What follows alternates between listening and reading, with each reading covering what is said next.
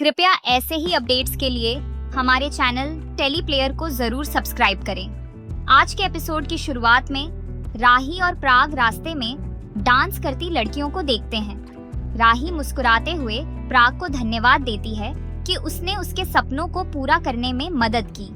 वह प्राग से कहती है कि अब उसे भी अपने काम पर लौट जाना चाहिए। दूसरी तरफ अनुपमा को पता चलता है कि राही एक डांस एकेडमी खोलने जा रही है। प्रेम उसे बताता है कि प्राग राही की मदद कर रहा है। यह सुनकर अनुपमा के चेहरे पर संतोष आ जाता है। उसे अच्छा लगता है कि प्राग राही पर अपना गुस्सा नहीं निकाल रहा। वह मुस्कुराते हुए कहती है, मेरी बेटी अब अपने पंख फैला रही है। वह प्रेम को धन्यवाद कहती है और राही के लिए बेहद खुश होती है। उधर माही चिंतित होती है क्योंकि प्रेम उसका कॉल नहीं उठा रहा। वह सोचती है कि अब मोटी बा भी उसके पीछे पड़ गई है। तभी मोटी बा वहां आ जाती है। सभी लोग खाने के लिए बैठते हैं। मोटी बा राजा से कहती है कि अब उसे भी काम सीखना चाहिए और प्रेम से मदद लेनी चाहिए। मेहता सोचती है कि अनिल ने तो पूरी जिंदगी प्राग के पीछे ही निकाल दी और अब राजा भी प्रेम के पीछे रहेगा। तभी गौतम मेहता से कहता है, इतिहास खुद को दोहराने वाला है। अनिल के बाद अब राजा भी प्रेम का चमचा बन जाएगा। अब प्रेम और माही कंपनी पर पूरा कंट्रोल कर लेंगे। मेहता एक कल्पना में जाती है जहां मोटी बा और माही मिलकर उसे घर से बाहर निकाल देते हैं। माही कहती है कि उसने सब कुछ अपने और प्रेम के नाम कर लिया है और अब मेहता के पास कुछ नहीं बचा। मोटी बा भी उसे घर छोड़ने को कहती है। प्री राजा से तलाक मांगती है। तभी मेहता इस सपने से बाहर आती है और ठान लेती है कि अब वह अनिल से बात जरूर करेगी। दूसरी ओर अंश लीला से खाने को कहता है, लेकिन प्रार्थना बताती है कि घर में कोई नहीं है। अंश खाना ऑर्डर करने की सोचता है, लेकिन प्रार्थना कहती है कि वह खाना बना सकती है। वह नूडल्स बनाने की बात कहती है। इधर अनुपमा और प्रेम चाय पीते हैं। अनुपमा साफ साफ कहती है कि उसे न तो शाह और कोठारी परिवार की कोई कहानी सुननी है और न ही बीते 8 महीनों की तकलीफों की बात करनी है। अनुपमा कहती है, मैं अब कभी वापस नहीं लौटूंगी। यह सुनकर प्रेम चौंक जाता है। वहीं दूसरी ओर प्रार्थना और अंश मिलकर नूडल्स बनाते हैं। अंश जैसे ही गरम नूडल्स खाता है, प्रार्थना उन्हें ठंडा करने में उसकी मदद करती है। लीला यह सब देखकर हैरान रह जाती है। फिर अनुपमा और प्रेम गणपति बप्पा की आरती करते हैं और उधर राही भी भगवान की आरती करती है। अनुपमा प्रार्थना करती है कि राही और प्रेम दोनों को खुशियां मिलें। वहीं राही भगवान से प्रार्थना करती है कि वह प्राग और ख्याति के दुहक को कम करे। लेकिन एक तरफ जहां अनुपमा चाहती है कि राही और प्रेम को खुशियां मिले, वहीं राही भगवान से प्रार्थना करती है कि अनुपमा कभी उसकी जिंदगी में वापस न आए। अनुपमा प्रेम को प्रसाद देती है और कहती है कि वह यह प्रसाद जरूर राही को दे। इसके बाद प्रेम घर लौटता है। राही उसे डांटती है, लेकिन फिर उसके गले लग जाती है। वह पूछती है कि मुंबई का ट्रिप कैसा रहा। प्रेम हल्के से अनुपमा का जिक्र करता है, लेकिन राही उसका नाम सुनना भी नहीं चाहती। प्रेम अनुपमा का दिया हुआ प्रसाद राही को देता है और चुपचाप उसका वीडियो रिकॉर्ड कर लेता है। फिर वह वीडियो अनुपमा को भेज देता है। दूसरी ओर अनुपमा वह वीडियो देखकर बहुत खुश होती है। अगली सुबह अनुपमा मुंबई की बारिश का आनंद ले रही होती है। भारती उसे खुश देखकर उसकी तारीफ करती है। उधर जसप्रीत मोहल्ले की औरतों को योग सिखाने के लिए इकट्ठा करती है। भारती अनुपमा को बताती है कि जसप्रीत योग दिवस मना रही है। भारती कहती है कि जसप्रीत उससे पैसे भी ले रही है और उनकी वीडियो बनाकर अपने चैनल पर डालेगी। इसी बीच सरिता का हाथ अकड़ जाता है। अनुपमा उसकी मदद करती है। सरिता को राहत मिलती है और वह खुश हो जाती है।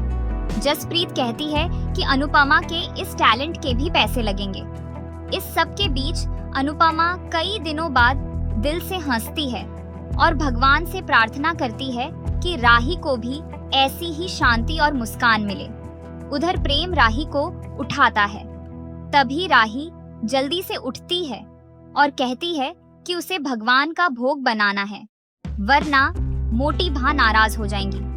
तभी उसके पैर में दर्द होता है तो प्रेम जबरदस्ती उसे आराम करने को कहता है। प्रेम उसके पैर को देखता है और कहता है कि कल उसने इतने दिनों बाद डांस प्रैक्टिस की थी, इसीलिए उसके पैरों में दर्द हो रहा है। प्रेम उसे चाय पीने को कहता है और उसके पैर दबाता है। राही उसकी चाय की तारीफ करती है और कहती है कि प्रेम कुछ बदल गया है। प्रेम सोचता है काश वह उसे बता पाता कि उसकी यह बदलावट की वजह अनुपमा है। प्रेम कहता है कि उसे मुंबई में कोई मिल गई थी। यह सुनकर राही चौंक जाती है और सोचने लगती है कि क्या प्रेम को अनुपमा मिल गई। लेकिन फिर उसे लगता है कि अगर अनुपमा मिली होती तो प्रेम नाराज होता। राही पूछती है कि कौन मिली। प्रेम कहता है कि कोई स्पेशल है। राही चिढ़ जाती है और पूछती है कौन है, तुम्हारी एक्स गर्लफ्रेंड। प्रेम भी उसे छेड़ने लगता है, जिससे राही को गुस्सा आ जाता है। तब प्रेम थोड़ा नाटक करता है और बताता है कि वह मुंबई की बारिश की बात कर रहा था। राही नाराज होकर जाने लगती है। तभी प्रेम उसे रोककर उसकी एक फोटो खींचता है। राही कहती है आज तुम कुछ अजीब बर्ताव कर रहे हो। राही के जाने के बाद प्रेम वो फोटो अनुपमा को भेज देता है और कहता है कि एक दिन राही को भी अनुपमा से मिलना पड़ेगा। दूसरी ओर मोती बा श्रीनाथ जी के भोग के लिए इंतजार कर रही होती है। राही भोग लेकर आती है। मोती बा उसे डांटती हैं और देर से आने का कारण पूछती हैं। राही बताती है कि उसने बहुत दिनों बाद डांस की प्रैक्टिस की, इसीलिए पैरों में दर्द है। वह माफी मांगती है। मोती बा प्राग से कहती हैं कि उसने बिना पूछे राही को डांस स्कूल खोलने की इजाजत दी है। वह कहती हैं कि घर की स्थिति देखते हुए राही को रुकना चाहिए। तभी प्रेम बोल पड़ता है कि घर की हालत तो ऐसे ही चलते रहेंगे और ये घर अकेले राही का नहीं है, फिर सारा काम भी अकेली राही क्यों करे। मेधा और माही अपने काम का बहाना बनाते हैं। प्रेम कहता है कि राही दोनों काम संभाल सकती है। तभी ख्याति कहती है कि उसने भी घर के लिए अपनी नौकरी छोड़ी थी, लेकिन किसी ने नहीं कहा कि तुम ऑफिस और घर साथ में संभाल सकती हो। क्या मेरे सपनों की कोई कीमत नहीं थी? प्राग जवाब देता है कि उस समय हालात अलग थे और वह बच्चों के लिए स्वार्थी बन गया था। मैंने गलती की थी, लेकिन अब मैं वही गलती दोहराना नहीं चाहता। अगर तुम काम करना चाहती हो तो जरूर करो। ख्याति कहती है कि यह अनुमति भी सिर्फ इसीलिए मिल रही है ताकि राही को कोई न रोके। प्राग गुस्से में कहता है तुम हर बात का उल्टा मतलब क्यों निकालती हो।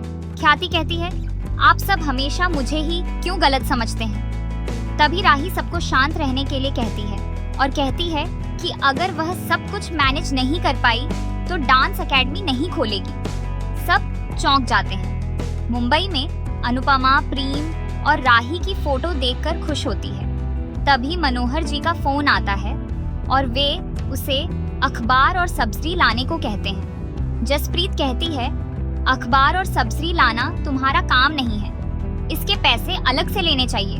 भारती कहती है कोई बात नहीं, छोटा सा काम है। जसप्रीत समझाती है कि ये मुंबई है, यहाँ लोग दुख सुनाने के भी पैसे लेते हैं। तभी श्रीता आती है और अनुपमा को इलाज के लिए RS-100 देती है। अनुपमा मुंह बनाती है, लेकिन जसप्रीत पैसे ले लेती है। श्रीता चली जाती है। जसप्रीत अनुपमा को समझाती है कि उसे खुद के लिए भी जीना सीखना होगा। फिर भारती कहती है कि आजकल श्रीता कुछ ज्यादा ही शांत और सुधरी हुई लगती है। जसप्रीत भी सहमत होती है और कहती है कि उसके पति की पिटाई हुई थी, लेकिन श्रीता सुधर गई। भारती कहती है कि आज तक पता नहीं चला कि उसके पति की पिटाई किसने की थी। जसप्रीत कहती है वो कोई औरत भी हो सकती है। यह सुनकर अनुपमा चौंक